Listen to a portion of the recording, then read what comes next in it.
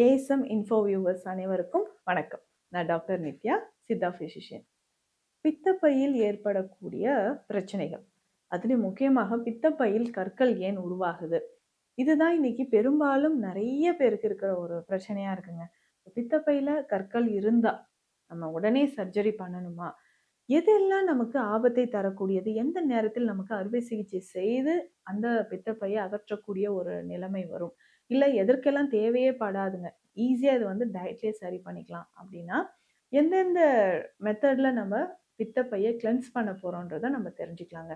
பொதுவா தண்ணீர் சரியா குடிக்காத நபர்களுக்கு, உடல்ல பித்தம் அதிகமாக சுரக்கக்கூடியவங்க, உடல் சூடு அதிகமா இருக்கு, இல்ல ஜங்க் ஃபுட்ஸ், ஸ்நாக்ஸ் ஐட்டம்ஸ் நிறைய சாப்பிடுறது, அதே மாதிரி நிறைய இந்த நான்வெஜ் ஐட்டம்ஸ் நிறைய எடுத்துக்கிறது, இந்த மாதிரியான ஒரு டயட் ஹேபிட்ஸ் உங்களுக்கு இருந்துச்சு. இதுல முக்கியமாக இரவு நேரத்துல சரியா தூக்கம் இல்லாம இருக்கிறது, ரொம்ப நேரம் கண் விழித்து வேலை பார்க்கறது, இந்த மாதிரி விஷயங்கள் எல்லாமே இருந்துச்சுன்னா பித்தப்பை அதிகமாக கற்களை உருவாக்க ஆரம்பிச்சிருங்க. அதுலயும் முக்கியமாக நமக்கு கல்லீரல் சம்பந்தப்பட்ட பிரச்சனையும் நிறைய ஏற்படுது. பித்தப்பையை கிளென்ஸ் பண்றதுக்கு என்னென்ன எடுக்கலாம்? நிறைய பேருக்கு இந்த பிரெக்னன்சி டைம்ல தாங்க பித்தப்பையில கற்களே உருவாகும். ஏன்னா நம்ம கிட்ட வரும்போது ரிப்போர்ட்ஸ் கொடுப்பாங்க, நான் ஃபீட் பண்ணிட்டு இருக்கேன், இப்போ டெலிவரி அப்போ எனக்கு ஸ்கேன் எடுக்கும்போது தான் தெரிஞ்சது, அதுக்கு முன்னாடிலாம் இல்லைங்க அப்படின்னு சொல்றீங்க. ஸோ அந்த மாதிரி இருக்கக்கூடிய சமயங்கள்ல, நமக்கு பிரெக்னன்சி டைம்ல இல்ல ஹார்மோன் இம்பேலன்ஸ் உடல்ல ஏற்படக்கூடிய சமயங்கள்ல, பெண்களுக்கு முக்கியமா இந்த மெனோபாஸ் டைம், சரிங்களா? இந்த மெனோபாஸ் டைம்ல தான் நமக்கு அதிகமாக இந்த பிரச்சனைகள் ஏற்படுது. இப்போ மெனோபாஸ் டைம்ல அதிகமா நிறைய பேருக்கு இந்த மாதிரி பித்தப்பையில கற்கள் உருவாக வாய்ப்புகள் நிறையவே இருக்குங்க. அப்போ இந்த பித்தப்பையை கிளென்ஸ் பண்றதுக்கு என்ன பண்ணலாம்? நார்மலா இப்போ கிட்னில ஸ்டோன் இருக்குன்னா ஈஸியா கரைஞ்சு வந்துருங்க. ஆனா இந்த பித்தப்பையில கற்கள் இருக்கும்போது அது ரொம்ப சேலஞ்சிங்கான ஒரு விஷயம் தான், அதை கரைச்சி கொண்டு வர்றது. நம்ம சாப்பிடக்கூடிய உணவு ரொம்ப ஈஸியா டைஜஷன் ஆகிற மாதிரியும், நார் சத்துக்கள் நிறைஞ்சிருக்கிற மாதிரி இருக்கணும். அப்போ பித்தப்பையில உங்களுக்கு கற்கள் இருக்குன்னா மேக்சிமம் என்ன ஆகும்னா அது கொழுப்புகள் சேர்ந்ததா தான் இருக்கும். ஒரு சிலருக்கு பாலிப்ஸ் அப்படின்னு ஒரு விஷயம் சேர்த்திருப்பாங்க. சின்ன சின்ன கட்டிகள், மருக்கள் மாதிரி பித்தப்பைக்கு உள்ள நமக்கு இருக்குங்க.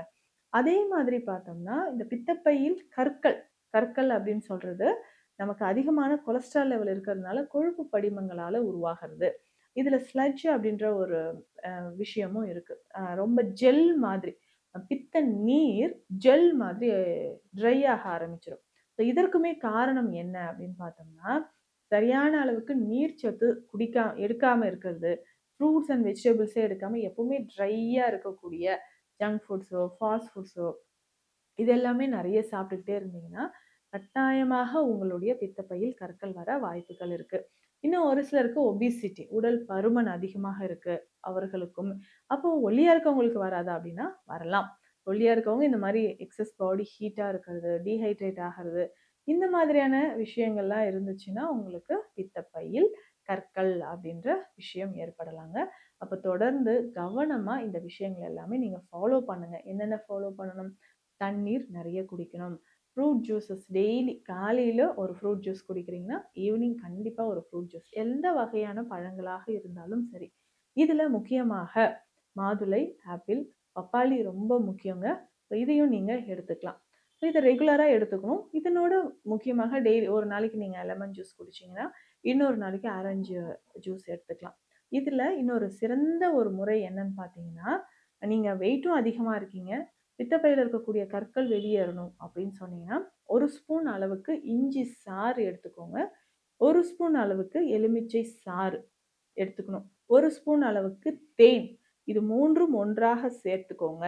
ஒன்றாக சேர்த்து ஒரு 100 ml நல்ல வெதுவெதுப்பான தண்ணீர்ல இது 3ம் ஒன்றாக கலந்துட்டு காலையில இது நம்ம குடிக்கணும். அப்படி குடிக்கும்போது கொஞ்சம் கொஞ்சமாக நம்ம குடல் பகுதியில இருக்கக்கூடிய கழிவுகள், முக்கியமாக பித்தப்பையில இருக்கக்கூடிய கற்கள், இது எத்தனை நாள் சாப்பிடலாம் அப்படின்னா, டெய்லி சாப்பிட்டா அசிடிட்டி வர்றதுக்கோ அல்சர் வர்றதுக்கோ வாய்ப்பு இருக்குங்க. வாரத்துக்கு 3-4 நாட்கள் நீங்கள் பயன்படுத்திட்டு வாங்களேன், உங்களுக்கு நல்ல ரிசல்ட் தெரியும்.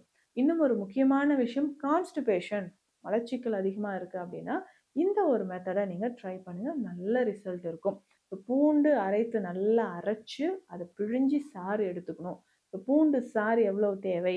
100 ml அளவுக்கு பூண்டு சாறு எடுத்துக்கணுங்க. இந்த 100 ml அளவுக்கு பூண்டு சாறை நம்ம விளக்கெண்ணெயோடு கலந்துக்கணும். விளக்கெண்ணெயோடு கலந்துடணும். 100 ml பூண்டு சாறு, விளக்கெண்ணெய் எவ்வளோ வேணும்னா 200 ml வேணும். 200 ml விளக்கெண்ணெய், 100 ml பூண்டு சாறு, அதே மாதிரி கற்றாழை அதனுடைய தோல் எல்லாம் எடுத்துட்டு உள்ள இருக்கக்கூடிய ஜெல் நல்லா வாஷ் பண்ணிட்டு அது ஒரு 100 ml. அந்த ஜெல்லும் எடுத்து இதனோட கலந்துக்கணும். இதனோட கொஞ்சமாக ஒரு 1/2 ஸ்பூன் அளவுக்கு பெருங்காயம் மிக்ஸ் பண்ணிக்கோங்க. இத அடுப்புல வச்சு நல்ல தைலமாக நம்ம காய்ச்சணும். தைலமாக காய்ச்சி எடுத்து வடிகட்டிட்டு, இத நம்ம வாரம் ஒரு முறை 1 ஸ்பூன். டெய்லி குடிச்சீங்கன்னா லூஸ் மோஷன் ஆக ஆரம்பிச்சுரும். வயிறு உள்ள இருக்கக்கூடிய மியூக்கஸ் லேயர் எல்லாமே இன்ஃப்ளமேஷன் ஆயிடுங்க. வாரம் ஒரு முறை நீங்கள் பயன்படுத்தி பாருங்க. நல்ல ரிசல்ட் இருக்கும். எப்ப எடுத்துக்கலாம் அப்படின்னு கேட்டீங்கன்னா, வாரம் ஒரு முறை தொடர்ந்து 5, 6 வாரங்களுக்கு நம்ம எடுத்துக்கலாம். காலையில ஒரு 2 டேபிள் ஸ்பூன் அளவுக்கு கிட்டத்தட்ட 10 இருந்து 15 ml இத எடுத்து வெந்நீர்ல கலந்து இந்த ஆயில காலையிலே குடிக்கணும்.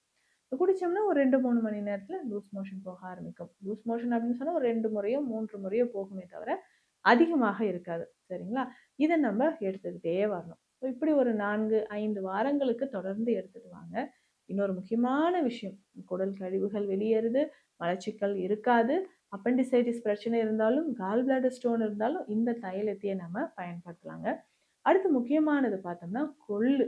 மறக்காமல் வாரம் 1, 2 முறையாவது கொள்ளு கஷாயம் நம்ம பயன்படுத்தலாம். பித்தப்பையில இருக்கக்கூடிய கற்கள், கட்டிகள் இருந்தாலும், இல்ல உடல் முழுவதுமே கழிவுகள் இருந்தாலும் அது வெளியேறதுக்கு இந்த வழிமுறைகளை ஃபாலோ பண்ணுங்க. கொள்ளு கஷாயம் அப்படின்றது ரொம்ப சிம்பிள் தான். கொள்ளு நல்லா ஊற வச்சு அதை வேக வைக்கும்போது தண்ணீர் வருது இல்லைங்களா? அந்த தண்ணீரை மட்டும் வடிச்சு எடுத்துக்கோங்க. இந்த தண்ணீர்ல ஒரு 2 சிட்டிகை அளவு உப்பு சேர்த்து வாரம் ஒரு முறையோ 2 முறையோ மாலை நேரங்கள்ல நம்ம குடிச்சுக்கிட்டே வரலாம். இப்படி குடிக்கும்போது குடல் பகுதியில இருக்கக்கூடிய கழிவுகள் மட்டும் இல்லைங்க, பித்தப்பையே நமக்கு நல்லா கிளென்ஸ் ஆக ஆரம்பிச்சிடும். கற்கள் எங்கடா இருந்துச்சுன்ற அளவுக்கு தேடுற மாதிரி வந்துடும். ஆனா உணவு முறையில கண்டிப்பா ஆல்கஹால் ஸ்மோக்கிங் எடுக்கக்கூடாது. அதிகமான இனிப்பு சுவையோ இல்ல நான்வெஜ் இருக்கக்கூடிய உணவுகளோ நீங்க பயன்படுத்துறத கட்டாயம் தவிர்த்துக்கோங்க. பித்தப்பையில கற்கள் இருக்கு, அது சுத்தமாகணும் அப்படின்னா இந்த மாதிரி உணவு முறைகள் தாங்க நீங்க ஃபாலோ பண்ணணும். இந்த பதிவு உங்களுக்கு யூஸ்ஃபுல்லா இருக்கும்னு நினைக்கிறேன். மீண்டும் அடுத்த பதிவில் சந்திக்கலாம். நன்றி.